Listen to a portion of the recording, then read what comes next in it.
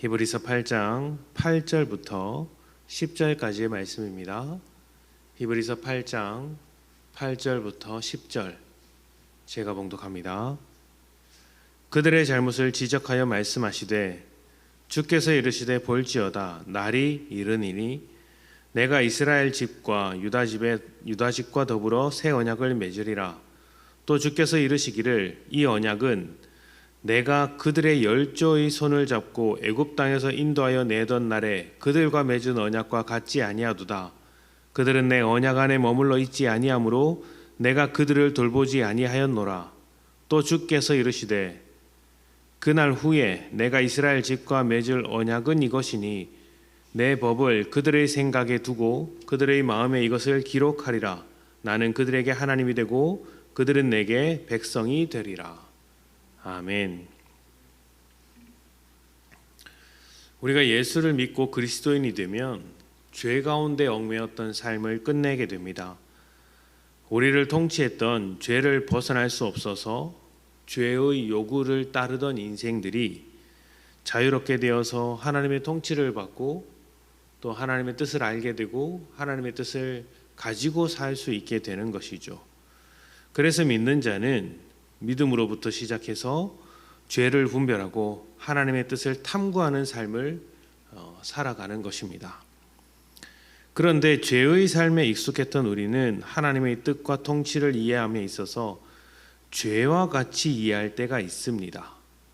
분명히 하나님께서 통치하시는 것인데 죄가 통치하고 있는 세상의 삶과 차이점을 발견할 수 없을 정도로 하나님의 통치를 오해하는 것입니다. 가장 대표적인 것이 은혜에 대한 것입니다. 은혜는 자격 없는 자에게 주시는 하나님의 사랑이자 하나님의 일하심입니다. 하나님은 사람이 하나님의 기준에 부합할 수 없다는 것을 너무 잘 알고 계시고 또 사람이 실패할 수밖에 없다는 것을 너무나도 잘 알고 계시기 때문에 은혜로 일을 하십니다. 사람에게 자격과 조건을 묻지 않는 것입니다. 하지만 사람은 다릅니다. 사람은 자격 없는 사람에게 주는 법이 절대 없습니다. 조건을 따지고 자격을 묻습니다. 그러다 보니 하나님도 자격과 조건에 대해서 따져 물으시는 분으로 생각하는 것입니다. 구원을 받기 위해서 우리에게 어떤 자격과 조건을 요구하시는가? 축복을 얻기 위해서는 또 어떤 조건과 자격을 맞춰 드려야 하는가? 이렇게 생각하다 보니 하나님을 위해서 살아온 사람만이 그런 자격이 있는 것 아니냐 생각을 하는 것이죠. 내가 열심히 하나님을 위해서 인생을 바쳤으니 하나님께서 축복을 주셔야 마땅하다. 또 나 같은 사람이 구원을 받는 것이 마땅하다. 이렇게 생각하게 되더라는 것입니다. 그런데 그렇게 생각하는 순간 은혜는 더 이상 은혜가 아니게 됩니다. 자격과 조건을 따지는 순간 차이가 생겨나고 그 차이로 인해 차별이 생기죠. 자격과 조건을 맞춰낸 사람 그리고 자격과 조건을 맞춰내지 못한 사람이 생기더라는 것이죠. 되는 사람과 안 되는 사람이라는 차별이 생겨버리는 것입니다. 이런 문제는 두 사람들 모두에게 치명적인 결과를 가져오게 됩니다. 먼저 되는 자리에 앉아 있는 사람은 은혜로 되었다고 말은 하지만 결국 자기가 하나님께 어울릴 만한 자격과 조건을 갖추었기 때문이라고 생각하게 됩니다. 은혜를 무시하는 교만이죠. 반대로 안 되는 사람은 어떻게 생각할까요? 자격과 조건을 이룰 수 없었던 형편을 원망하면서 그 형편을 주신 하나님 탓을 합니다. 저 사람은 저렇게 여유가 있어서 하나님 앞에 헌신을 했는데 나는 삶이 너무 빠듯해서 그런 헌신을 하지 못했습니다. 그래서 맞춰드리지 못했습니다. 이렇게 원망을 하더라는 것이죠. 이것은 하나님의 은혜에 대해서 무지한 어리석음이라고 말할 수 있습니다. 하나님의 방법은 언제나 은혜입니다. 이것을 오늘 말씀이 아주 잘 설명해 주고 있습니다. 애굽에서 나온 이스라엘은 시내산에서 하나님과 언약을 맺습니다. 언약은 계약이죠. 쌍방간에 할 일이 있다는 것입니다. 그런데 이 언약은 하나님의 하나님 되심을 충분히 보여주신 다음에 맺어진 언약이었습니다. 그러니까 원래 계약을 맺고 나서 의무가 생기고 그 의무에 따라서 일을 하기 마련인데, 하나님은 계약을 맺기 전부터 하나님으로서 일을 하셨다라는 것입니다. 하나님은 이스라엘에게 미리 일을 다 해주시고 하나님이 어떤 분이신지를 충분히 보여주신 다음에 계약을 맺었다라는 것이죠. 이스라엘 백성에게 있어서는 너무나도 유리한 계약이죠. 왜냐하면 하나님께서 자신의 일을 다 이루시고 증명하신 다음에 이루어진 언약이기 때문입니다. 나는 하나님으로서 너희를 애굽에서 건져냈다. 홍해도 갈랐다. 나는 너희를 나의 백성으로 삼았다. 끝까지 책임질 것이다. 책임질 능력도 있다. 가나안 땅으로 향해 갈 것이다.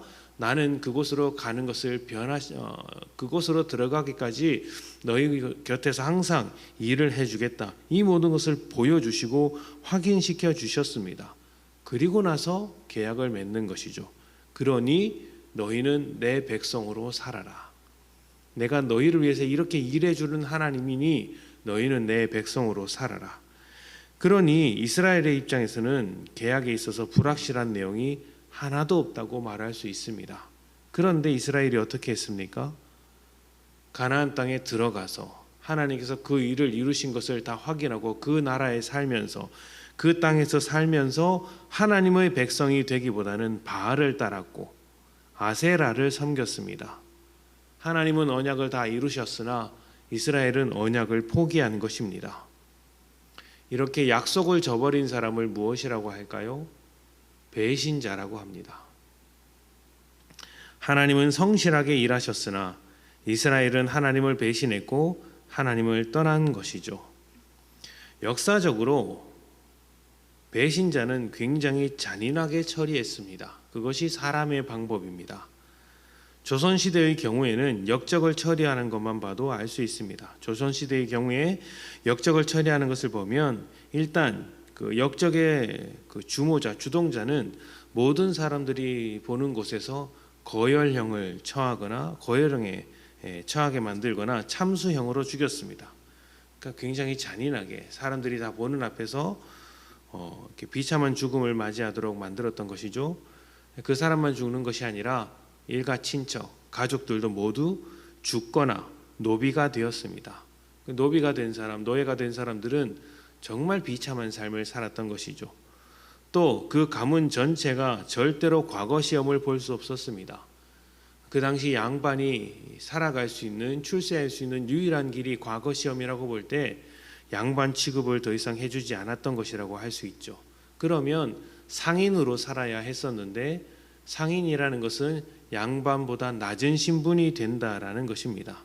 그러니까 한마디로 아주 철저하게 보복을 당한 것이 이제 처리 방법이었다라고 할 수 있습니다. 조선 시대만 그랬겠습니까? 현대 사회라고 다를 바 있을까요? 정치인이 자기 당이나 유력한 어떤 후보를 배신한다고 했을 때 어떤 취급을 당하는지는 아실 것입니다. 철저하게 외면당하고 버림받죠. 하물며 깡패들도 자기들 안에 배신자가 생기면 반드시 응징합니다.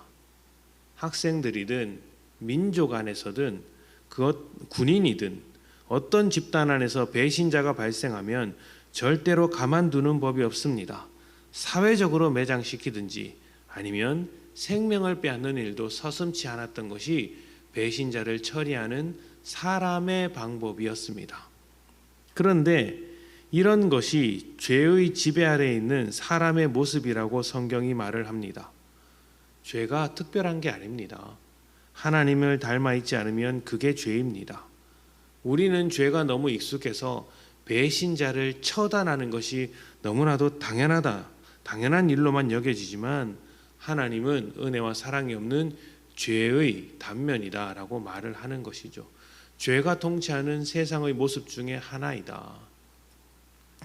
이스라엘이 하나님을 배신하고 언약을 떠났을 때 하나님은 어떻게 처리하셨을까요? 응징하셨을까요? 아닙니다. 이스라엘을 포함하여 모든 인류가 하나님을 버렸지만 하나님은 사람을 버리지 않으셨고 오히려 사람을 위해 죽으셨습니다. 그리고 새 언약을 주심으로 우리가 하나님의 뜻을 더 잘 따르도록 해 주시는 것이죠.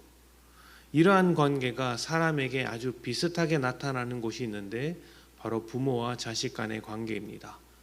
자식이 부모를 배신해도 부모는 자식을 배신하려고 하지 않죠. 어떻게 합니까?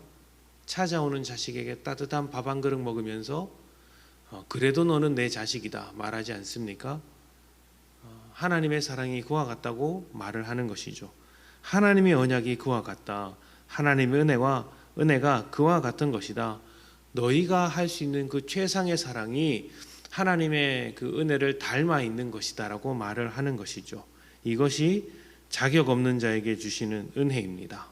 새로운 언약을 주심으로 우리가 하나님의 뜻을 잘 따라갈 수 있도록 만들어 주시는 은혜, 배신자에게도 동일한 은혜를 주시며 동일한 하나님이 되어 주시는 놀라운 사랑인 것이죠. 신앙이라는 것은 바로 이러한 하나님의 은혜 위에서 살아가는 것이기 때문에 세상과 비교할 수 없는 축복의 자리인 것입니다. 그리고 그 은혜를 경험한 우리에게 하나님과 같이 은혜를 만들어 가자고 초대하고 계십니다. 은혜가 우리를 살렸고 하나님의 자녀로 살게 했다는 사실을 기억하는 우리는 완벽하진 않을지라도 그 은혜를 따라 살아가는 것입니다. 사람들에게 은혜를 나누어 주고 사랑을 나누어 주며 하나님의 은혜가 얼마나 대단하고 귀한 것인지를 보여주는 것이죠. 그것이 이 세상의 죄와 충돌할 때 조금 어려운 측면이 있고 만족스러운 측면이 있을 것이지만 무엇을 만들어내는지를 가만히 생각해 보아야 합니다. 하나님의 그 은혜와 사랑이 우리와 하나님의 관계를 회복시켰고 화목하게 만들었고 평안을 만들었고 결국 우리를 생명 안에 머물게 했듯이 우리가 은혜와 사랑으로 살아갈 때 이 사회 또 사람들과의 관계가 화목하게 되고 평안하게 될 것이며 그들의 생명, 우리가 은혜로 대하는 그 사람들의 생명을 살려낼 수 있는 것이죠. 이 세상의 모든 죄가 하나님의 은혜로 바뀌는 놀라운 역사가 생겨나는 것입니다. 하나님께서 그 자리로 우리를 초대하고 있다는 것을 잊지 마시고 은혜의 삶으로 조금씩 변화시켜가는 복된 성도님들이 되시기를 축복합니다. 함께 기도합시다.